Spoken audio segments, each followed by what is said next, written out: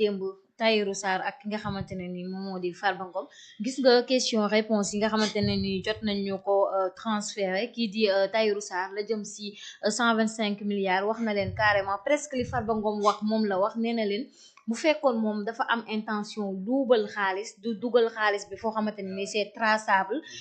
rawatina di bind ay chèque ñu dem di ko retirer ji si ay transaction nee na lépp loo xamante ne nii rek jëm na si xaalis boobee si foncier la jóge c'est-à-dire wàllum immobilier mais aussi dem na ba ñu avocat yi xamal ñu ni moom Tahirou Sarr 125 milliards sax lañ doon wax mais justifié na lu toll si 236 milliards alors est-ce que lii nii du rejoindre ceux qui disent que cet dossier est purement politique et que le fait que ñu jàpp Tahirou Sarr c'était juste que dañoo soxla Farba Ngom. léegi loolu muy wax laay njëkkatoon xam nga argent sale mooy la.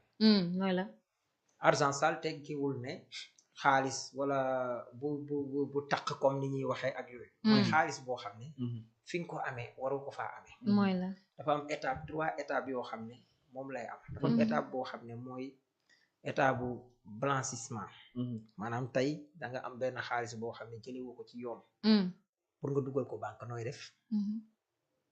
maanaam tey man su ma ñëwoon yor benn 1 milliard. man ak yéen ñu ñëw ne. ma ne la dama bëgg xaalis bi set ma raxas ko. xam ngeen nan laa koy raxas. yow am nga xaritu mbëru làmb. yow mën ngaa tëgg làmb. ma ne la tëggal Balla Gaye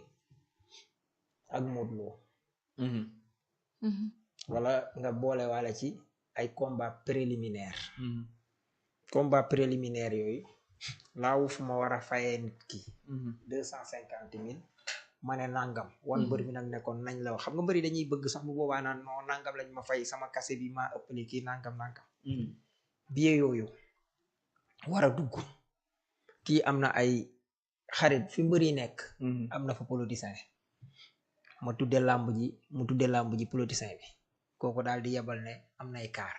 moom politicien bi ma ne politicien bi man maa lay tuddee làmb ji sax waaye dama ciy jàpp politicien bi daal di wàcce fukki kaar xale yu dugg suñ ñëwee ñu ne dagg nañ billet la stade bi feesu stade bi war a def 60 000 places 60 000 places ma déclaré ne jaay naa billet 25 000 am naa billet 2000 billet bi gën a yóbbu c'est 3000 xaalis boobu day daal di set su ma ko dugalee banque dañ may buñ ma laajee justif loolu mooy justifié nga ko loolu benn la d'accord kii xamanteeg ma xool ban artiste laa gën a bëgg Demba Guissé parce que li muy way ci cosaan ak culture moo ma neex dama Demba baal ma wax ko ma jël ko exemple parce que damaa jàpp ne du def loolu moo ko Abdou Guité Demba Guissé jël nañ ko mu ne day dem tournée européen man maay promoteur bi yóbbu ko Europe mu dem way Bercy ñu pare ñu ne day raxas dem ci salle bu nekk Paris am salle yoo xam ne sax daanaka fukki nit a cay nekk ñu ne tournée mu way ñu ne salle ba fees kooku bu ñëwee tournée artiste boobu fekk man jox naa ko pour mu raasal ma xaalis moom artiste boobu jël naa benn 500 millions jox ko pour mu reçu mais moom day justifier ne tournée boobu am na ca 600 millions su jógee foofu bu demee dugal ko banque xaalis boobu day dugg léegi nan laay def ba mën a xaalis boobu pour mu jógewaat ci waykat boobu 500 millions yi pour 400 millions yi ñëwaat ci man nan laay def ma yor oto ne jaay naa ko lim ma war a fay bu ma waree fay 10 millions fay ma 15 millions dama lay wan rek ni affaire yi di demee loolu benn la pour wane ne pour ne ay su ma kiiwul woon kii dafa am fu xaalis di toll da nga mën a bind sec mu tax ak yooyu fi ngay mën a yeggee bay bind sec wala ngay di vermet fekk na boobu xaalis ba set na loolu tekkiwul dara léegi moom bu ñëwee ne am na sax ci biir audition bi fu mu ne waxuma nag ne lii laa def wala naa parce que dossier bi ngi en instruction mais dama lay wax ne la yii mën naa am damay jox rek nit ñi élément de la comme ay kiyam dañoo fekk lu ñoom secret d'instruction sax respecté wuñ ko moo tax may tàjji seeni tappale pour taxaw ne li ñuy wax am na ma doog laa ñëwal nag ci li xaalis bi def dox parce que même ñoom seen lay dañu ne ku mel ni Tahirou Farba Ngom da ne xaalis bi wala ay avocat am ne gisu leen ku nekk trésor ku ñu jàppagul te ñoom comme ñoom fa la affaire bi jógee fa lañ leen fayee mbir mi du loolu affaire bi dafa juutu xam nga tey Cour des comptes su fekkoon ne moom moo enquête wala IGE wala IGF mën nañoo war a njëkk a jàpp balaa daraa xew ki jóge trésor mais li CENTIF la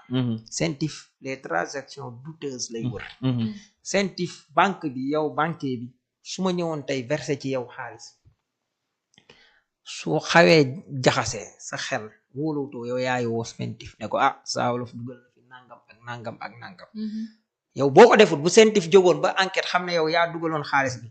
yow banque bi yow mën ngaa daan moo tax banque yi ñoom dañu am obligation ci xaalis bu desee leer su ñëwut xam nañ ko bu ñëwee rek xam nañ ko boo ko mënta justifier xam nañ ko bu ko defee ñu jox ko sentif sentif ñaata lañ lay wax ay 900 et quelques déclaration ñaata dossier nga gis ñu tegoon ci table ji 2023 pour 2023 ak 2022 am na ci boo xam ne 800 et quelques dossiers la nangam 47 lañ fa teg am ci boo xam ne matul 50 lañ fa teg kon moo lay xamal ne ku ñu dem ba topp la loolu la léegi nag ku mel noonu xaalis bu setut la ñu gis xaalis bu setut buñ ko toppee ba mu dugg kër Tahirou Sarr nii la ñu gis ne mook Tahirou Sarr ak Farba am nañu lëkkaloo ñu ne lu indi lëkkaloo gi léegi nag Tahirou moom bu taxawee ne ci 100 nangam milliards 91 milliards yi xaw ma 80 nangam milliards yi man la Farba nekku ci dara non mën ngaa dem say avocat xool ne lii kat boo ci génnee kii mooy gën a neexal layal xam nga man taxaw naa ci benn kii bu ma amoon ak nit mais ni ma bëggee woon parce que man dama bëgg dëgg sama dëgg parce que nangam bu la nit xasee ba ne nangam mais man ni ma ko bëggoon a doxale sama avocat dana ma déet duñ yegg foofu damay évoquer nangam maanaam délai prescription bi wala nangam ma ne ko non nangam mu ne ma nii laa koy defee parce que foofu mu ngi mel ni médecin ci man dama ko wax kon say avocat mën nañoo xool li la ciy génnee mën nañoo fen sax pour nga génn ci yow client mën ngaa fen pour génne mais beneen bi li mu ne 600 millions yi ma seq ak kii léegi yow ci foofu nee na 600 millions sax état bi ko yore mais affaire 94 bu la ko état yorelee nu mu la ko yorelee yow da ngay xëy rek bind 600 milliards da ngay xëy rek ne 600 milliards léegi 600 milliards yow bu ma lee ni 94 milliards yi waral Sonko andil problème Sonko xam nga nu mu dem dafa am sa famille boo xam ne ñi ngi jotee ñoom seen biir ak même si yàlla Djily Mbaye xaalis booba di dem ba joxuñ leen seen ak ndax ca booba li xew nii moo xewoon dafa am ñoo xam ne ci état bi dañ cee lekk ba pare moo tax amuñu woon intérêt mu set moo tax mbir ma di jaaba njale ba ci romb Abdou Diouf yow ci Abdoulaye ba ci Abdoulaye Macky Sall léegi njaboot googu ñoom nekk ci coow loolu coono boobu bëgg a jot seen xaalis bëgg koo kii mënuñ ko jot benn waay jógee fële xaabar yi ñëw ne leen yéen coow li dox seen digganteeg ñi léegi jaay leen ma coow li jëndut suuf de coow li la jënd contentieux bi d'accord bi mu jëndee coow li xam nga ñaata lañ ko jaayee 2 milliards et quelques lu matut 3 milliards waaw nga jënd lu matut 3 milliards quelques jours rek nga ñëw ñu ne état daa soxla foofu nga jaay ñu ko 94 milliards maanaam am bénéfice. kon coow li la jaayaat wala suuf sax. coow li léegi mu état la jaay coow li kon jaayul suuf si. déedéet non njaboot gee. waaw ña doon kii ñenn ci ñoom ñoo ko jaay coow li. waaw léegi bu ñu ko jaayee coow li. coow li waaw. léegi foofa nag. moom nga may ma wax la li wolof. allez-y. wolof nee. xooxaani jasit. su ko golo xamee. bara ko wax. xam nga ne jasit du yéeg. ak fa muy xooxaan. la muy suufee fa jësit du yéeg ba golo di ko xam c'est vrai wax te golo moom it du nuur may xam fa jësit xooxaat léegi ko wax bar miy nuur di noqi ak a dox ak a yéeg moo koy wax Mamour Diallo doon bar bi waay léegi nag moom mi joxe information boobu c'est de l'or loolu mu jët est-ce que war na koo joxe moom bu gisoon ne tey état day waaj a soxla foofu lu bu état ñëwoon wax ak njaboot boobu njaboot gi mën naa am 10 milliards la koy jaay ñun du woyof ci ñun sénégalais oui waaw léegi noonu mu demee nag bu fekkee ne noonu la yoreele noonu la ko état di yorele moom kon lu mu ñu mës a yoreel rek su doonee ñett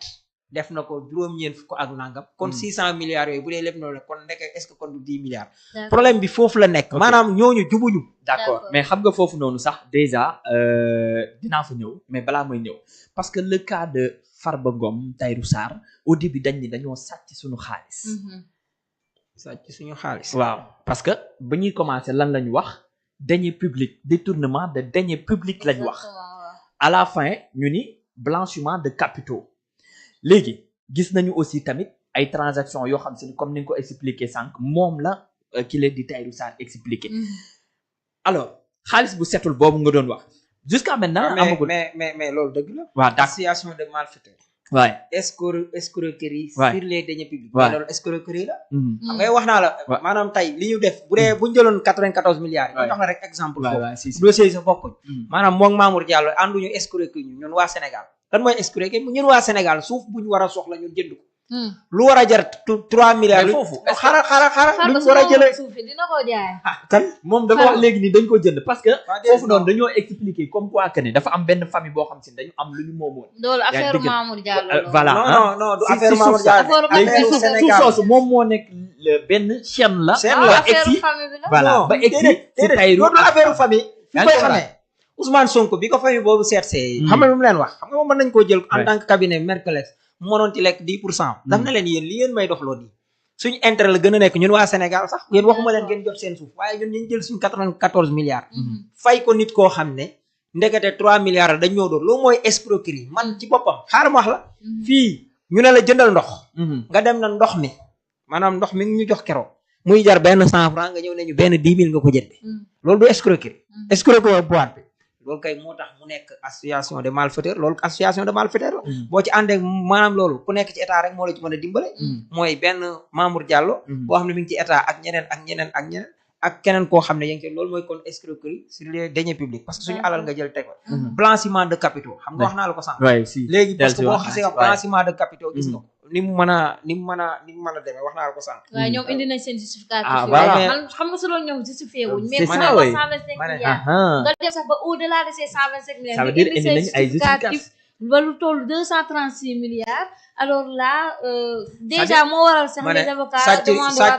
sàcc bu mënta lay du sàcc. ah mais pourquoi benn preuve amagul ñu bëgg a wax ne sàcc tamit. waa déedéet non waxin la voilà waxin la dama ne la dama la jox exemple xam nga maa ngi ne la sànq voilà xaane jasit bu ko golo xamee kii ko loolu ma waxaat baatu sàcc bu mënuta lay du sàcc dama lay wax ne la